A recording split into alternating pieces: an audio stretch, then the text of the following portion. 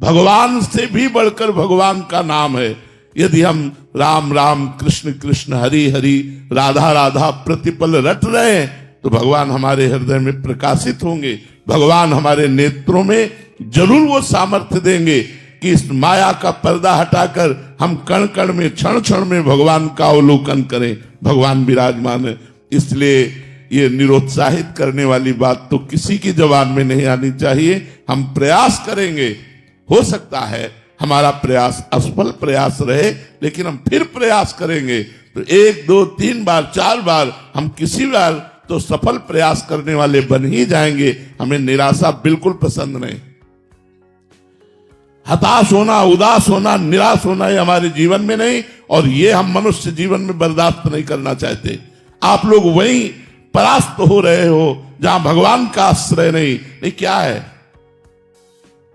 आप विचार करके देखिए, जिसकी दोनों किडनी फेल हो, डायलिसिस हो रहा हो, शरीर भीषण कष्ट से युक्त हो, हम दहाड़ रहे हैं, अभी मृत्यु हो जाए उसकी क्या परवाह। हम भगवान के जन हैं, भगवान के अंश, हम कोई शरीर थोड़ी है। शरीर अगर कष्ट में है तो वो अपनी तरफ बना रहे, हम अपनी तरफ हैं। हमारा जन्म केवल इस बात को लेके बैठ जाए कि हमारी किडनी खराब, हमारा कष्ट है, अब हम कुछ कर नहीं सकते। नहीं, हम हर वो कार्य कर सकते हैं जो स्वस्थ आदमी कर सकता है। हमारे में जोश होना चाहिए, हमारा में संकल्प शक्ति होनी चाहिए। वो तभी होगी जब अध्यात्म से जुड़ोगे। भजन करो, भगवान का नाम स्मरण करो और उत्साहित रहो और वीर पुरुष बनो, कायर पुरुष नहीं। ये मैं नहीं कर सकता, ये हमारी डायरी में नहीं है। अधर्म की बात अलग है, धर्म और सही मार्ग में चलने के लिए ये मैं नहीं कर सकता, ये डायरी में नहीं। हमें जो सतमार्ग में करना है वो हम करेंगे। भजन बड़ा है या माया का प्रकोप बड़ा है, भगवान की कृपा बड़ी है या माया का प्रकोप, ऐसा नहीं। हम सबसे प्रार्थना करते हैं आप लोग कायर बनोगे तो ना इस लोक के रह जाओगे ना परलोक के रह जाओगे, और वीर बनोगे तो जो चाहोगे वो प्राप्त कर लोगे।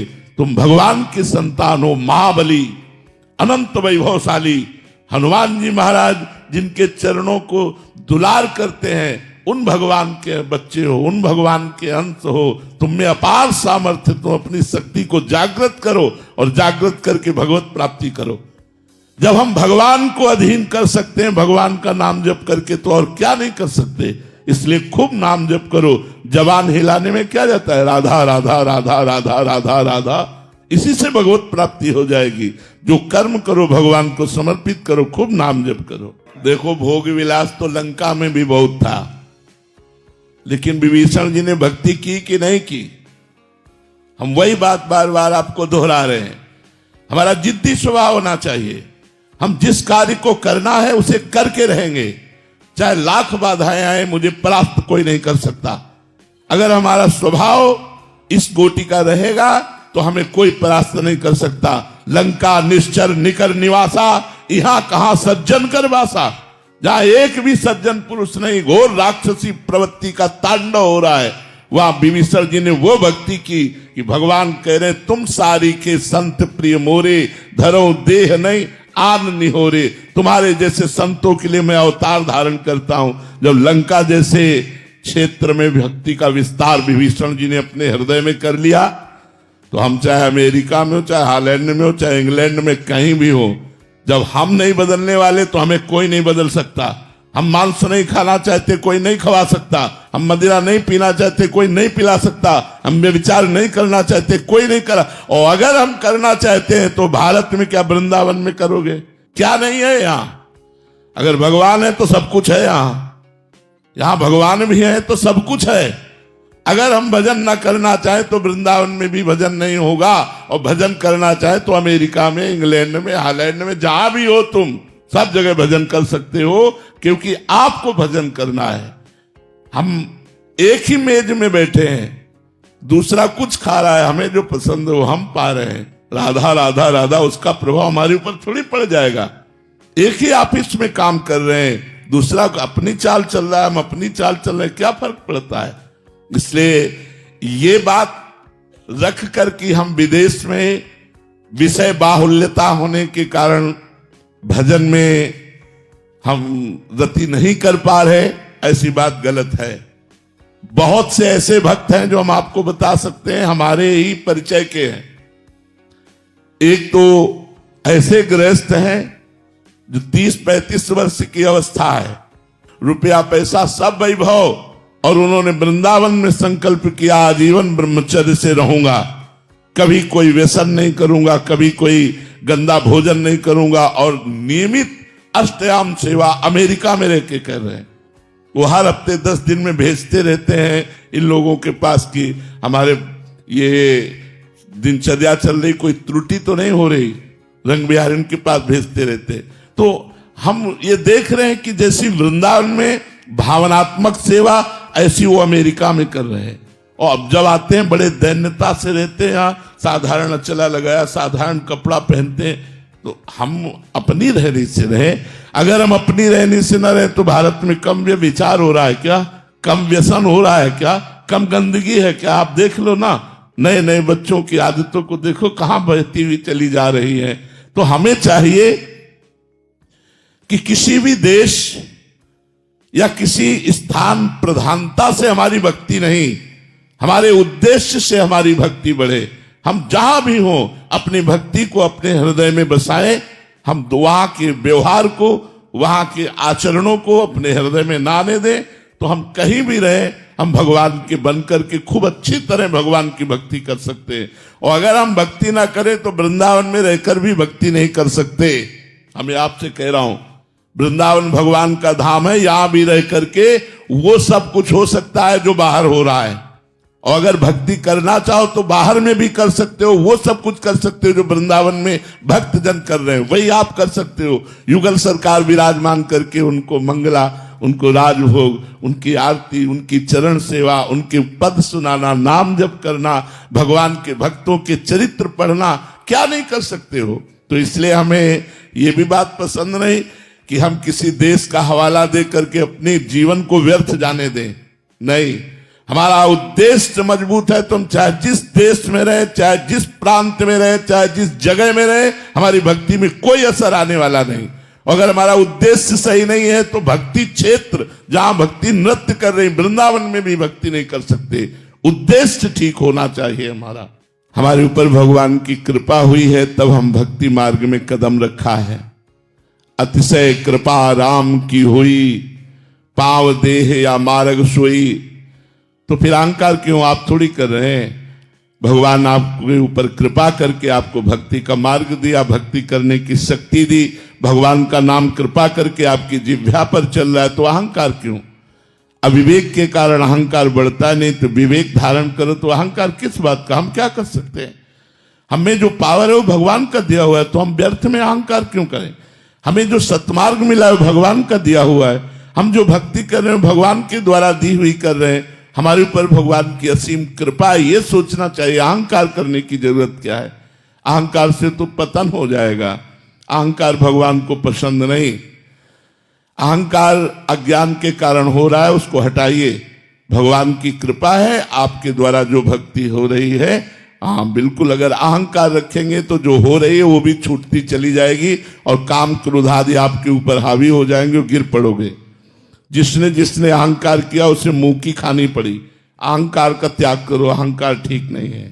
जीवन का उद्देश्य भगवत प्राप्ति, और भगवत प्राप्ति का जब लक्ष्य बना लोगे तो अपने आप चलने लगोगे। लक्ष्य में बड़ी भारी ताकत होती है।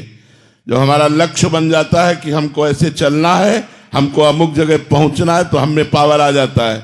लक्ष्य में पावर है। प्रिया प्रीतम की प्राप्ति करनी है, भगवत प्राप्ति करनी है, तो यही तुम्हें धर्म से चलना सिखा देगा। जब हमारा लक्ष्य भोग होते हैं और हम भक्ति करते हैं तो नाटक बन जाती है, और जब हम भोगों में होते हैं और लक्ष्य भक्ति होती है तो हमारी वही भक्ति प्रकाशित हो जाती है। हमारी बात को समझना। चक्रवर्ती सम्राट महाराज अम्बरीश समस्त भोगों के बीच में रहते हुए भगवान की अनन्य भक्ति के द्वारा ऐसे रिझा लिया कि सुदर्शन चक्र उनकी सुरक्षा में रहता था। अंगरक्षक के रूप में सुदर्शन भगवान स्वयं रहते थे। तो जब चक्रवर्ती सम्राट से ऐसी भक्ति हो सकती है तो आप 2-4 परिवार वाले अपने घर में रहकर क्यों भक्ति नहीं कर सकते? भगवान की भक्ति बहुत कृपामयी है। सुख, शांति, आनंद, परमानंद, इसी जन्म में भगवत प्राप्ति, ये सब भक्ति के द्वारा हो जाएगा। बस हमको चाहिए कि हम लगे रहें भगवान के चरणों में, नाम जप करते रहें, सदग्रंथों का पाठ करते रहें, संत जनों की वाणी सुनते रहें, अवसर मिले तो परोपकार कर दें। इसी से हमारे धर्म का पालन होगा और लक्ष्य दृढ़ हो जाने पर हमें भगवत प्राप्ति निश्चित होगी। हमारा लक्ष्य हो जाए कि मानव जीवन व्यर्थ नहीं जाने देंगे, इसी जन्म में हम भगवत प्राप्ति करेंगे। कुछ भी हो जाए, हम 100 बार गिरे, 1000 बार गिरे, तो भी हमारा जिद्दी स्वभाव यही कहेगा, मैं परास्त नहीं होऊंगा, मैं आगे बढ़ूंगा, मैं भगवान की शरण तक जाऊंगा, तो निश्चित भगवान की प्राप्ति हो जाएगी। इसमें बिल्कुल निराशा नहीं आनी चाहिए। हमारा लक्ष्य भगवत प्राप्ति बन जाए तो लक्ष्य में इतनी ताकत है कि धर्म से चलने के लिए हमको सशक्त कर देगा, मजबूत कर देगा।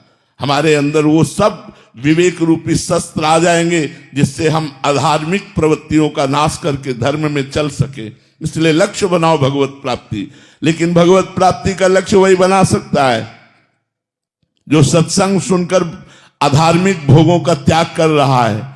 जो अधार्मिक भोगों को भोगता है वो केवल मनोरंजन में ऐसा बोलता है मैं भगवत प्राप्ति करना चाहता हूं, वो कर ही नहीं सकता, वो अंदर सोच ही नहीं सकता। भोगेश्वर प्रसक्ता नाम तया प्रहृत चेतसाम व्यवसायत्मिका बुद्धि समाधो न विधीयते। भोग और ऐश्वर्य में जिसका चित्त अपहृत हो चुका है वो संकल्प ही नहीं कर पाता कि इस जन्म में मुझे भगवत प्राप्ति करनी है। इसलिए अधार्मिक भोगों का त्याग करके धर्म में विषयों का सेवन करते हुए, भगवान नाम जप करते हुए, सत्संग सुनते हुए हम अपना लक्ष्य दृढ़ करें कि इसी जन्म में मुझे भगवत प्राप्ति करनी है तो मैं धर्म से चल सकता हूं, क्योंकि भगवत प्राप्ति धर्म से होती है। एक बार भर नेत्र भगवान को देख लेना, ये सत्य है।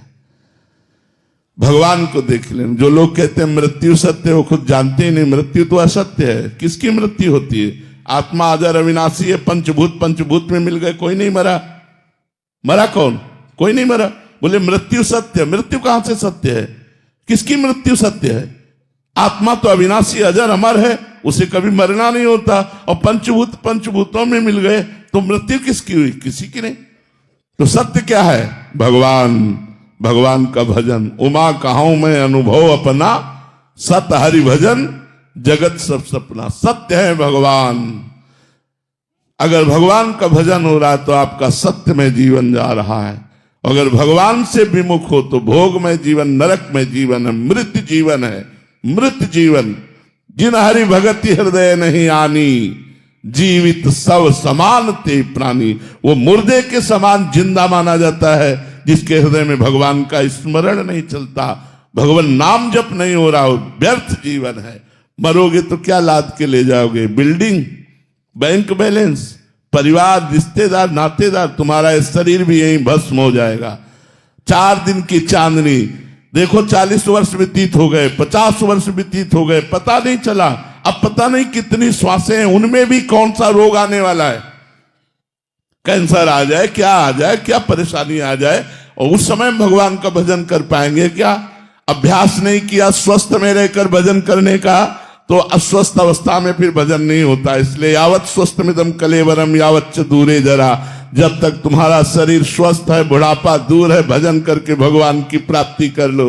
नहीं तो फिर अगर इस जन्म को व्यर्थ में नष्ट कर दिया तो अगला जन्म पता नहीं, नाली का कीड़ा बने, भूत बने, प्रेत बने, क्या बने, कुछ भरोसा नहीं हमारे कर्मों का।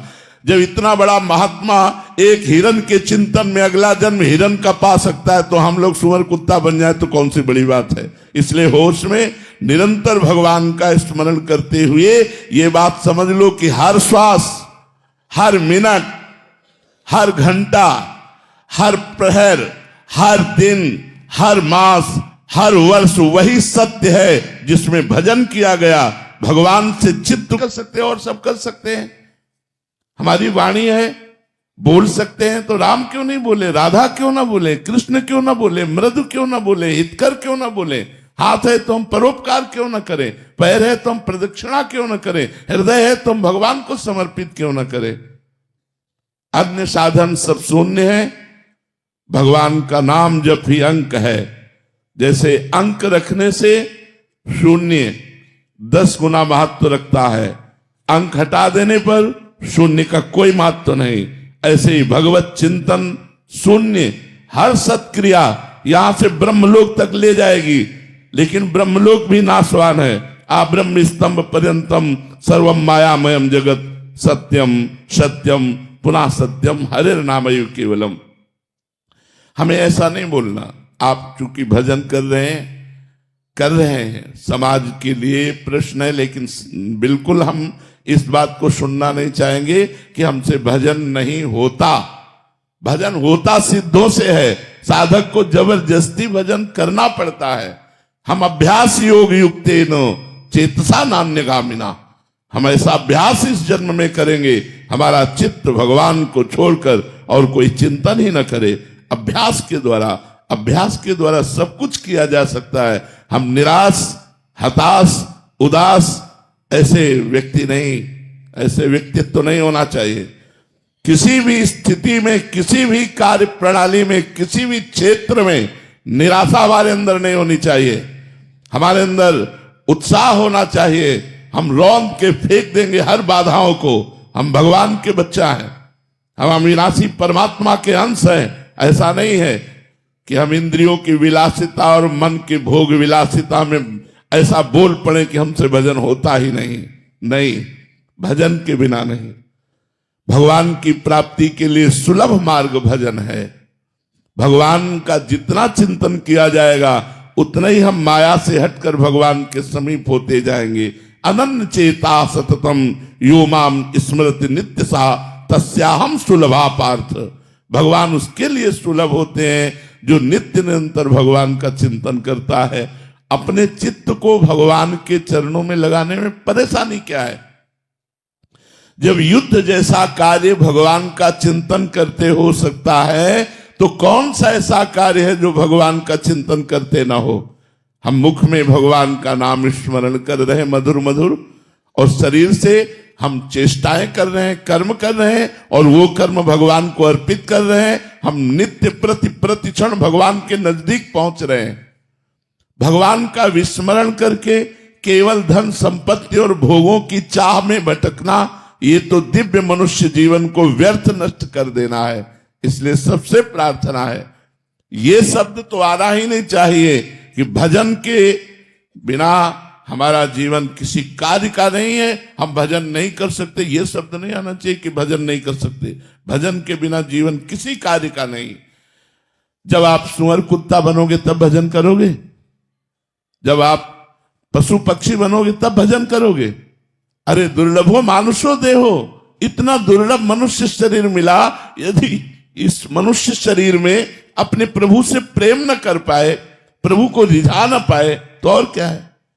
और प्रभु के प्रेम की प्राप्ति, प्रेम मूल यह नाम है, भगवान का नाम ही की, तो तुम कभी स्वतंत्र नहीं हो सकते। मनमानी आचरण स्वतंत्रता नहीं होती, यही पराधीनता है। मन जो चाहता है तुमसे करा लेता है और तुम अपने को स्वतंत्र मान रहे हो। श्री भगवान कह रहे हैं, जीव का स्वभाव है किसी न किसी के अधीन हो जाना। ये किसी न किसी शब्द को हटाओ, मदाश्रया, भगवान कह रहे केवल मेरे आश्रित हो जाओ। ये जो अधीनता है वो अपने अंशी को खोज रहा है, प्यार को खोज रहा है। हमारा प्रीतम कहां है? जो हमारे अंदर चाह है वो खोजता है गलत जगह, विषयों में, व्यक्तियों में, पद प्रतिष्ठा में, धन में, विद्या में खोजता है।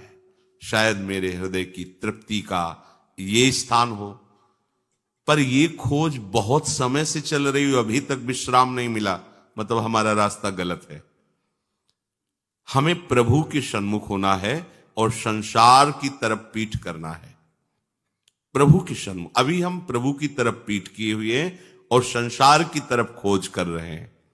अभी हम बाहर भटक रहे हैं। लौटो, अपने अंशी की तरफ लौटो। जब तक आपके लक्ष्य में आपके आराध्य देव नहीं होंगे, तब तक तुम चाह करके भी बिना संबंध जोड़े नहीं रह सकते। ध्यान से सुनो, जब तक तुम श्यामा श्याम से अपना संबंध जो है उसे स्वीकार नहीं करते और केवल उसी संबंध को स्वीकार नहीं करते, केवल वही संबंध, तब तक तुम्हें कहीं ना कहीं फंसना ही पड़ेगा, पक्का कहीं ना कहीं फंसना पड़ेगा।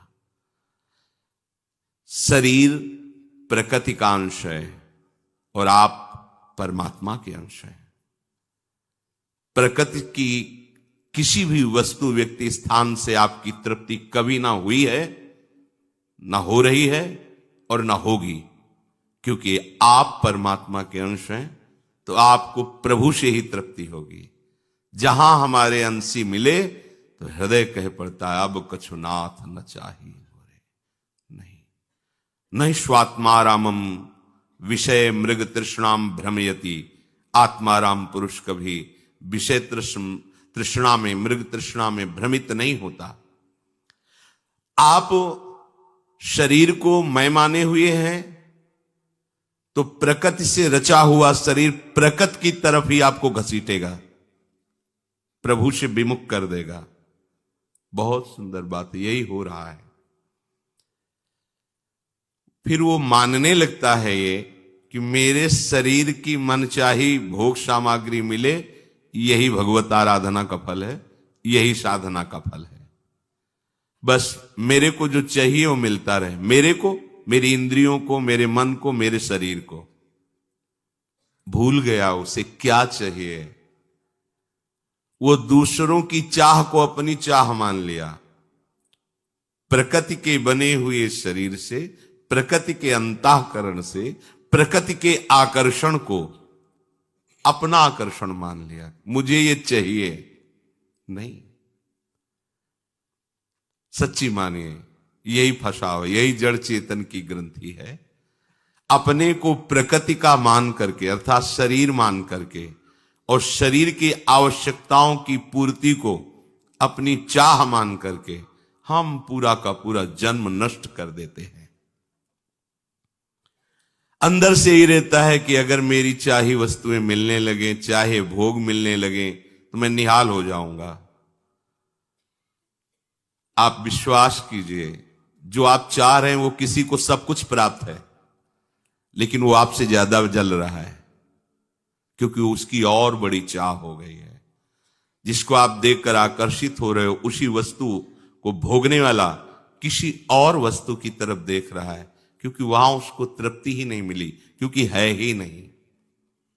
इसलिए इस रहस्य को भगवान जानते हैं और भगवान आदेश कर रहे हैं, यदि आप शांति चाहते हो, आनंद चाहते हो, सुख चाहते हो, दुख से बचना चाहते हो, तो मदाश्रया। ये बड़े प्रेम की बात है। आप भगवान के आश्रित हो जाएंगे तो कुछ बढ़ थोड़ी जाएगा भगवान का, कि वो भगवान चाह करके कह रहे तुम मुझे प्रणाम करो, मेरा गुणगान करो। अरे उनका गुणगान तो वेद करते करते, भगवान शेष जी बड़े बड़े महापुरुष करते करते अभी तक अंत नहीं पाए हैं। वो अनंत हैं, वो तो हमारे कल्याण के लिए, हमारे आनंद के लिए बोल रहे हैं। आपको सर्वोपरि प्रभु की शरणागति स्वीकार करनी है। आश्रय, सहारा, अवलंबन एकमात्र केवल प्रभु का, विश्वास एकमात्र प्रभु का। प्रभु का नाम है असरण शरण। पहले असरण हो, कोई तुम्हारा नहीं है रक्षा करने वाला, कोई तुम्हारी चाहत